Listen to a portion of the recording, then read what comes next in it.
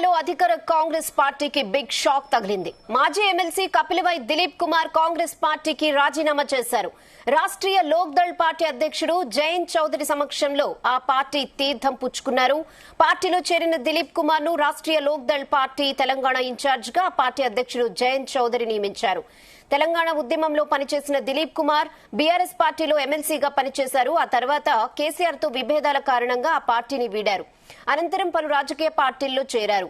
TJS, బీజేపీతో పాటు 2014లో రాష్ట్రీయ లోక్ దళ్ పార్టీలో చేరి ఆ పార్టీ అధ్యక్షుడిగాను పనిచేశారు. ఇక ఆ తర్వాత 2023 తెలంగాణ అసెంబ్లీ ఎన్నికలకు కొన్ని నెలల ముందు మల్లికార్జున ఖర్గే సమక్షంలో కాంగ్రెస్ పార్టీ కండువా కప్పుకున్నారు. పార్టీ అధికారంలోకి వచ్చినా గత కొంతకాలంగా పార్టీలో ఆయనకు పొసగడం లేదనే టాక్ అయితే వినిపిస్తోంది. ముఖ్యంగా సీఎం రేవంత్ తనకు అపాయింట్మెంట్ ఇవ్వడం లేదని దిలీప్ కుమార్ ఇటీవల ఇచ్చిన ఓ ఇంటర్వ్యూలో ఆరోపణలు చేశారు. ఈ క్రమంలో తాజాగా కాంగ్రెస్ పార్టీకి రాజీనామా చేసి తాను గతంలో పనిచేసిన ఆర్ఎల్డీ పార్టీలోనే చేరారు.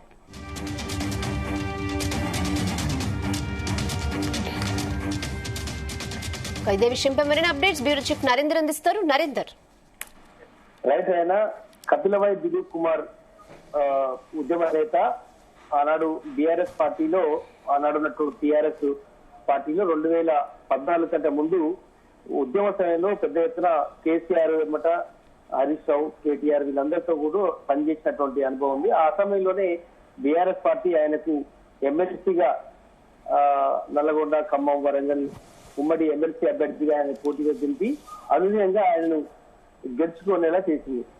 అందుకే ఆయన 3 మాజీ ఎమ్మెల్సీగా ఉన్నారు. దాని తర్వాత ఆయన ఎప్పుడైతే రాష్ట్రం ఏర్పడిందో వెంటనే ఆయన కేసీఆర్ కు ఆయనకు కొంత పొసగల నేపథ్యంలో ఆయన వెంటనే 2014లో రాష్ట్రీయ లోక్ దళ్ పార్టీలో చేరి రాష్ట్ర అధ్యక్షుడిగా కూడా పనిచేశారు.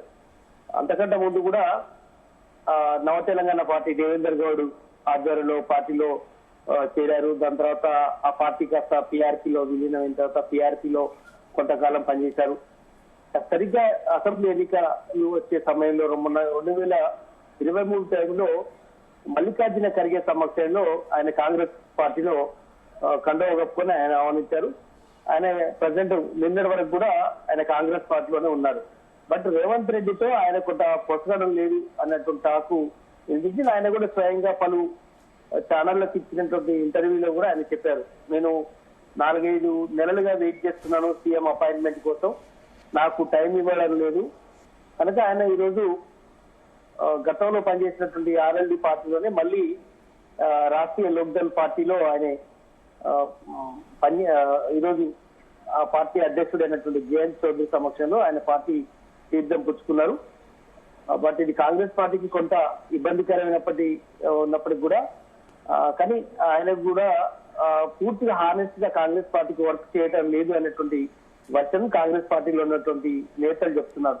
అంటే పార్టీని అంటిముట్టనట్టుగా ఉండడం, తరచుగా పార్టీని గాని ముఖ్యమంత్రి గాని విమర్శిస్తుండడం అనేది సరైనది కాదు అనే ఉద్దేశంతో ఆయన కూడా చూసి చూడనట్టుగా ఉంది. వాస్తవానికి ఆయనే కాంగ్రెస్ పార్టీ అధికారంలోకి వచ్చింది కాబట్టి ఎమ్మెల్సీగా అభ్యర్థిగా పోటీ చేయించడమో లేదంటే ఏదైనా కార్పొరేషన్ పదవి ఏదైనా కీలకమైనది ఇస్తారేమో అని కూడా ఆయన వేచి చూశారు దిలీప్ కుమార్. కానీ ఆయనకు ఎలాంటి పదవి రాలేదు. దాదాపు 1.5 year గా కాంగ్రెస్ పార్టీ అధికారంలో ఉన్నప్పటికీ కూడా ఆయన సరైనటువంటి ఇలాంటి పదవి ఇవ్వకపోవడం కాక సీఎం కూడా ఆయనకు టైం ఇవ్వట్లేదు అనే ఆరోపణ స్వయంగా ఆయన చేసిన నేపథ్యంలో ఇక ఆయనను వదిలించుకోవాలని కూడా కాంగ్రెస్ పార్టీ భావిస్తోంది.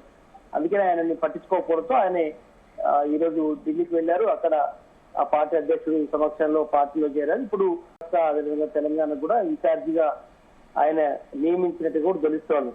బట్ ఏదైనప్పుడు కూడా దిలీప్ కుమార్ సేవలు వివిధ రాజకీయ పార్టీల్లో ఆయన సేవలు పొందారు. బట్ తెలంగాణ ఉద్యమకారుడు మాత్రం ఆయనకు మంచి సబ్జెక్టు మీద అవగాహన ఉంది. తెలంగాణ ఉద్యమంలో కానీ అదేవిధంగా జాతీయ రాజకీయాల పట్ల ఆయనకు మంచి అనుభవం ఉంది. అందుకని ఆయనే ఆనాడు 2014లో రాష్ట్రీయ లోక్ దళ్ పార్టీలో కానీ ఇప్పుడు మళ్ళీ ఈ 2 రాష్ట్రాల ఇన్ఛార్జిగా కానీ ఆయన జాయిన్ కావడం అనేది అది ఎంతవరకు ఆయన కలిసి వస్తుందో చూడాలి. ఇప్పటికైతే దాదాపు ఎక్కువ పార్టీలు తిరిగిన నేతగా కూడా ఆయనకు చేరింది. చూడాలి మరి ఇప్పుడు ఈ పార్టీలో ఎంతకాలం ఉండగలుగుతారు అనేది మనం చూడాల్సిన అవసరం ఉంది. Okay Narender, thanks for the updates.